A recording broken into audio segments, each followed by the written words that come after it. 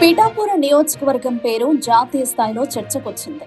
పవన్ కళ్యాణ్ పోటీతోనే 2019లో 2 చోట్ల పవన్ ఓడిపోవడంతో మరోసారి అదే ఫలితం రిపీట్ చేయాలన్న ఆలోచనతో వైఎస్ జగన్మోహన్ రెడ్డి 2024 ఎన్నికల్లో మహిళా నేత వంగా గీతను రంగంలోకి తెచ్చారు. అయితే ఈసారి పిఠాపురంలో పవన్ విజయం సాధించడంతో ఆ వ్యూహం విఫలమైంది.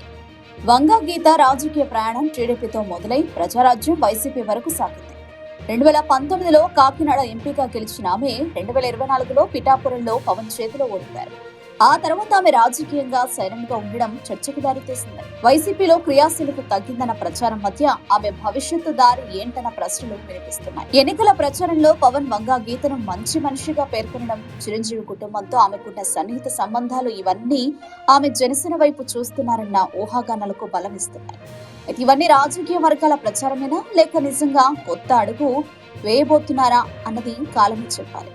అయితే వంగా గీత సరైన క్యాండిడేట్ కాదని, పవన్ ను పిఠాపురంలో ఓడించే మంచి అభ్యర్థిని రంగంలోకి దించబోతున్నారని సమాచారం.